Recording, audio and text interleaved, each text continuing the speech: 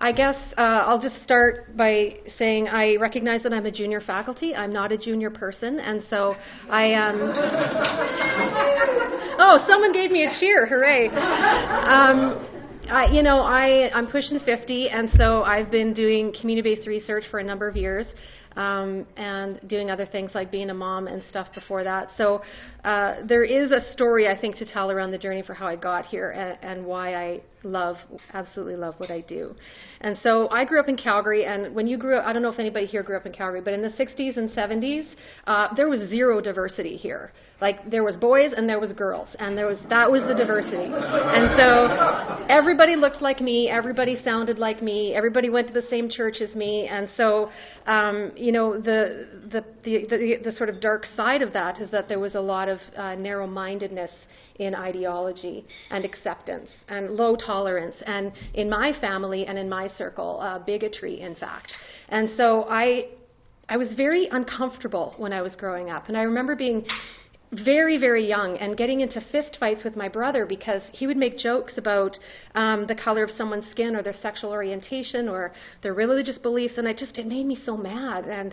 And I didn't have any framework for why that was, because I was raised to be a lovely little white Catholic girl, and yet I had this discomfort with the sort of world around me and the way people talked and the things that people believed in. And so I didn't quite know how I fit. And there were a couple of experiences that sort of started to define me and validate what I was feeling. I remember I was 11 years old, and I wrote an essay in my English class about feminism. And I was saying things like, women should be able to light their own cigarettes and open their own doors. And I remember, I know, but that was the time, right? That's what we talked about when we were 11-year-old feminists in the 1970s. And my English teacher took me aside. She had my paper in her hand, and I was like an astute student. I wanted to be like the best student. And she held my paper, and she said, "Who wrote this?" And I said, "I wrote it." And she said, "Did your mom write it?" And I said, "No, my mom left when I was 8. I wrote it." And she looked at me with those eyes like, "I'm watching you. I'm watching you." And so her next question was, the only thing she really cared about was, "Do you smoke?" And I said, "No, of course," but I was an 11-year-old feminist, so of course I smoked. So that sort of started to, it challenged me, but it validated me too, because it pushed somebody's buttons and it caused some questions. And so the next sort of pivotal moment, I would say, happened when I was in high school. And my dad worked in the construction industry, and he was a single dad, and he got laid off because there was a recession here in the 80s. And so we moved to central Alberta. So talk about bigotry and narrow-mindedness and sort of redneck ideology at that time, not now, but at that time. And so I went to this very small high school called Excel. And at Excel High School, there was a teacher. Melanie's laughing. There was a teacher named Jim Keekstra, and Jim Keekstra was a social studies teacher, and he liked to tell students that the Holocaust of the Second World War didn't happen, that there was no annihilation of Jewish people, that there was no annihilation of people with disabilities, there was no annihilation of difference or diversity in any way. And he did this for many, many years, and there were a few of us that were really uncomfortable with these conversations and started talking to our parents about it, like, I think this isn't okay. Something's not right here. Because we all knew, of course, the truth. And anyway, so it ended up being this big, huge deal, and he got fired and became a mechanic. But in the meantime, a businessman from Calgary stepped up and said, I'm going to sponsor an essay contest because I believe all of these students in Excel don't understand diversity. They don't understand multiculturalism, and their brains have been molded in the wrong way. So he put out this contest, and I entered, and we had to write an essay about multiculturalism. And again, I had very limited exposure, and so I spent hours in the library as a grade 10 or 11 student just poring over as much as I could find. There was no internet back then. We used the card catalog, and our papers were written by hand, okay? So it was a very different world. And so I wrote this paper about multiculturalism and diversity, and I won this contest and got to go to Germany, and we toured concentration camps and war memorials and museums, and even though I was already very well aware of what happened, it was a huge eye-opening experience that took me outside of my very small insular world and once more gave me so much validation about my discomfort and what I knew was wrong, but had no language or framework to talk about it.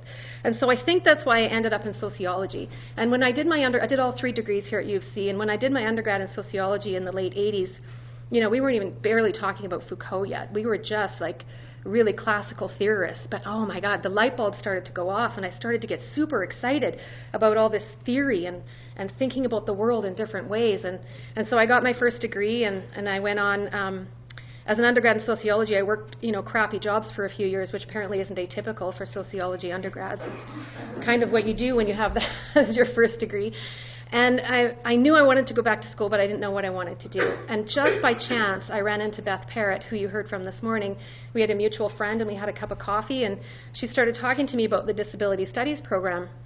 I didn't know anything really about disability. I knew about diversity in these other ways, gender and culture, but I didn't know anything about disability. So I thought, I'm going to check it out. And so I took some undergrad classes, started to get super excited, got into the master's program. And my first day, Aldred Neufeld, who was the program director at the time, was talking about social justice and inequities and structural barriers and ideologies and values. And I thought, oh my God, I'm home. I found my place in the world. Finally, I had some language and some framework about who I felt I was and why I, believed the things that I believed. And I had lots of conversations with Aldred, and I said, I don't know what to do. I don't know what this journey of self-discovery kind of things. And he said to me, Katrina, you're a critical social theorist. And I went, oh. I'm a critical social theorist. And I went home and I told my husband and I told my daughter and I told my friends, and it turns out nobody really cared because they don't get what that is, and it didn't mean anything to them, but it meant so much to me because I found my place in the world. And I was old by this point, right? I was pushing 50, so my journey, it took me a long time to get to where I am here in this role. And I remember thinking the next thing, okay, so what does a critical social theorist do for a job? Like, really? And really, the job is research. And so that's where I landed, and I started at United Way, and Sabrina's probably smirking because Sabrina worked there too. And we had this poverty reduction initiative, and we had amazing volunteers, and it was, Billy Thurston and Lynn McIntyre and Tom Noseworthy and Richard Musto, amongst others. And so I started to have these amazing conversations with people that got it and cared. And so I started doing research. And so I knew I wanted to do research in an area that was about struggle and marginalization and difficulty. And so I started in poverty work. And I remember as a very, very junior researcher, after doing, the reviews and environmental scans and figuring out the lay of the land, I figured I was ready to take up a qualitative study. And so my boss at the time, and I don't know how we got ethics to do this, but we decided to do a group interview with women at Elizabeth Fry Society looking at the experiences of poverty and crime. So their experiences in jail and going to jail and why they went to jail. And so we thought, well, let's do a group interview. We'll do a group interview with 10 women, and we'll talk about jail, and we'll talk about poverty. And, I would never do that now. I would never host a group interview when you're talking about things like that. Anyway, so we did this. I had no business being there. And there's always honorariums. And so when the word got out that there was an honorarium, 22 women showed up. And so there's me as, very junior as a researcher, and 22 women. And man, they had a lot to say. And it was a scary experience because when you are working with women, I think, in particular, who have long histories of struggle and trauma, it's really personal and it's really emotional. And I remember sitting down and a woman sat beside me. She was maybe 85 pounds, and she was so high. She was like falling into me and passing out, and her head was hitting the table, and I thought, oh my God, what am I going to do? All I could think of to do was kind of pick her up and half carry her, half walk her over to the couch so she could sleep. And then there was a big conversation. There was a big argument. Somebody said something that offended somebody else, and the women jumped out of their chairs and a fight broke out, and I was trying to break this thing up, and I'm thinking to myself, oh my God, I'm never going to do this again. And somehow we made it through the interview. There was nothing in there that I could use for my study. We talked about a lot of things, but nothing that I could use. And I've had lots of experiences like that, but again, one-on-one, right? So I remember meeting with one woman, a just beautiful young Aboriginal woman, just articulate, and we were talking about her experience of homelessness, and she pulled her shirt down and she showed me these scars that she had on her neck. And she told me the story of how her partner at the time had gotten mad at her and had wrapped a cord around her neck and, tossed her off the balcony. And then she talked about sleeping on a park bench and police coming and waking her up by kicking her and telling her to, get the hell up and get out of there. And she's like sobbing in front of me, and I'm like trying to hold it together. And more than once I've gone home and talked to my husband about these experiences, and, by that time I'm crying because it's a safe place. And I remember him saying, he's like a blue-collar oil and gas guy, bless his heart, and he said, I thought researchers were supposed to be objective. And I said, a little bit of the feminist might have come out of me in my response, but no, really what I said is, if you don't care, like if you don't really, really care about people and their struggles and their issues, and if you really don't care about doing something about it or trying to make a difference in any way, shape that you can, put on a lab coat and study the mating habits of fruit flies. No offense if anybody's doing that kind of research, but really, to do this kind of research, you have to care. It is emotional because it's important and it's about people's lives. And I recognize my role as a privileged, educated woman. And when I sit in front of somebody, they are telling me their most intimate, detailed emotional stories and experiences, and you have to honor that by caring, right? And so I thought, so we don't have those conversations anymore, my husband and I. We talk about other things. We talk about politics and we talk about oil and gas, so that's fine. And so I thought maybe I would just wrap it up by just giving an example of one of the projects I'm working on right now. I actually feel very privileged in my first year. I've gotten about $125,000 in internal and external grants to do 4 different projects. They're all something to do with disability and homelessness. And they're complicated and complex because I always try to do it from a community-based perspective because that's my orientation, right? And so I always have an advisory committee of people from the community who guide the work. As many times as I can, I try to hire people with lived experience as part of the research team because I think there's an authenticity and a sincerity to that conversation when somebody who's been through it is in the room with you. And so in my 4 projects, I actually have 13 research assistants, and I have to do that intentionally because one of my projects, we're doing surveys with 300 people living in shelter and under bridges and rough sleeping, and I only want RAs that have worked frontline in a homeless shelter because they'll be spending an hour with people and they'll be asking them very detailed questions about substance use, mental illness, addiction, physical illness, and histories of abuse and violence in their childhood, right? So you have to have a certain orientation to have a proper conversation with somebody about those kinds of issues.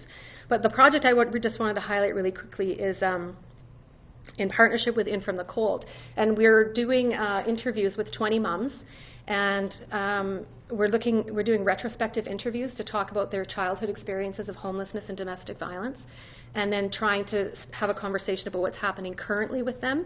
The idea is to start to look at homelessness prevention because these are moms that have their kids with them in shelter, right?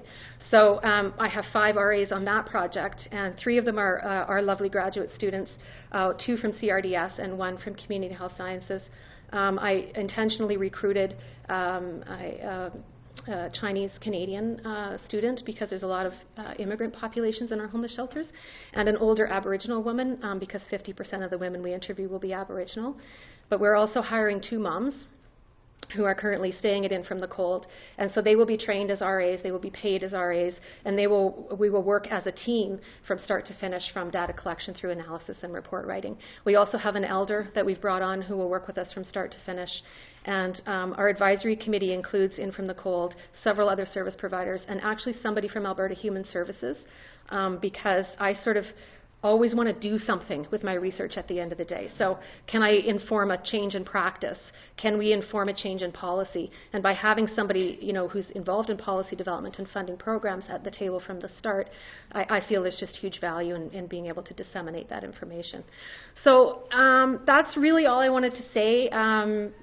I hope in the next few years to go, as we all hope, to go after the big Tri-Council grants and looking for partners. So if anybody's interested in moms or homelessness or disability or poverty, give me a call, because I think there's huge opportunity and there's a big gap I think we can fill in this area. So that's it.